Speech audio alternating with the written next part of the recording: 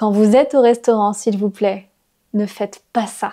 Mais non, j'ai vu ça plusieurs fois, mais c'est une catastrophe. Non, non, ne faites pas ça, s'il vous plaît. C'est hyper impoli. Tu rêves de visiter la France un jour, ou tu es peut-être déjà en train de préparer tes affaires, ton voyage. Alors cette vidéo devrait t'intéresser, puisqu'on va parler des choses que tu dois éviter de faire en France. On va parler de ces faux pas ou de ces pièges dans lesquels il ne faut pas tomber quand tu es un touriste en France. Je sais que vous aimez particulièrement les vidéos culturelles.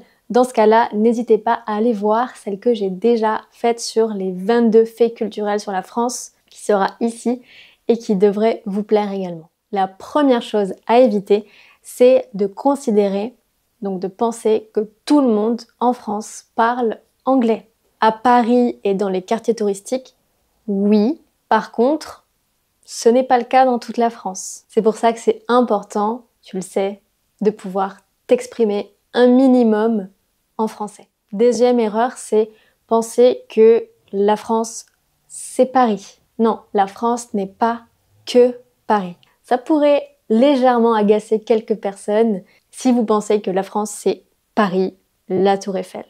La France, c'est tellement plus que ça. Il y a beaucoup d'autres endroits qui valent la peine. Et aussi, tout le monde n'est pas parisien. C'est pas parce que vous rencontrez un Français qu'il habite à Paris et encore moins devant la Tour Eiffel. Je le précise parce que c'est du vécu et je sais qu'on a tendance à faire des raccourcis dans notre tête. Troisième erreur, penser que les restaurants ou les magasins sont ouverts tous les jours, tout le temps. Non. La plupart des magasins sont fermés le dimanche et parfois même le lundi. Donc il faut faire attention à ça. Et les restaurants ont des heures de service, le service du midi et le service du soir. Donc ce n'est pas ouvert 24 heures sur 24, 7 jours sur 7. Surtout si vous êtes en dehors de Paris. Là, les horaires sont encore plus définis. Dans les zones touristiques parisiennes, oui, vous pouvez trouver des fast-food ou des restaurants ouverts tout le temps, mais ce n'est pas le cas partout en France. Quatrième conseil très important, très basique, n'oubliez pas la politesse. La politesse. Dire bonjour, merci, au revoir, s'il vous plaît. La politesse est vraiment quelque chose d'important pour les Français, respectez-le. Une autre erreur, ça serait d'utiliser le tutoiement, donc le tu, sans y être invité.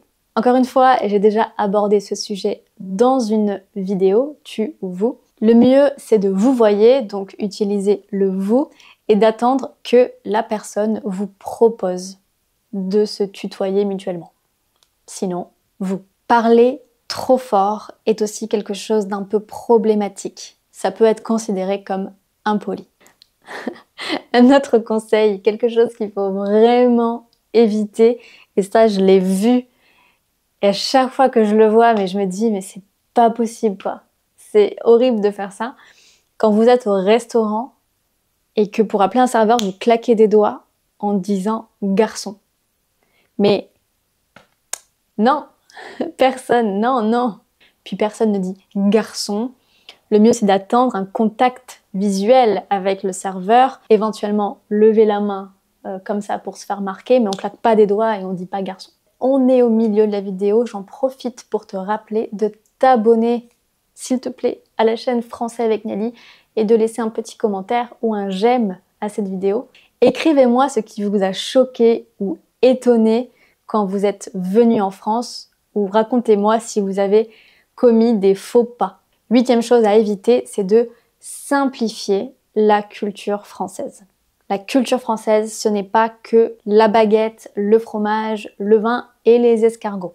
On ne mange pas tous des escargots, des croissants, on n'écoute pas tous la même musique.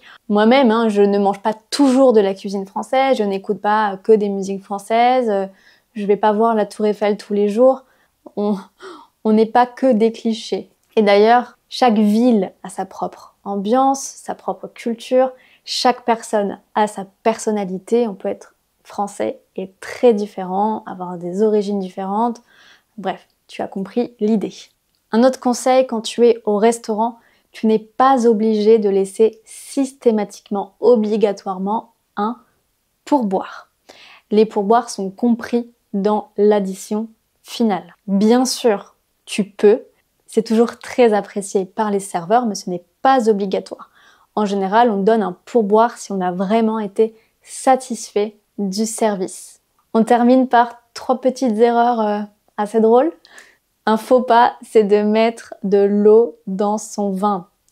Les amateurs de vin, d'œnologie le savent très bien, mais je le précise quand même, pour les Français, c'est un sacrilège de mettre de l'eau dans du vin. Oui. Ensuite, si vous visitez la France, ne vous habillez pas avec la marinière et le béret. En général, ça nous fait beaucoup rire parce que c'est très cliché et les gens ne s'habillent pas vraiment comme ça en France. Donc, on sait que vous êtes un touriste quand vous portez un petit béret. Et enfin, mon conseil, ça serait pour les filles, ne portez pas des talons trop hauts si vous visitez la France et surtout Paris parce qu'il y a des pavés dans les rues et c'est très compliqué en général de prendre le métro et de se déplacer avec des talons. Est-ce qu'on a tous en mémoire Emily dans Emily in Paris où elle travaille, elle se déplace toute la journée avec des talons comme ça?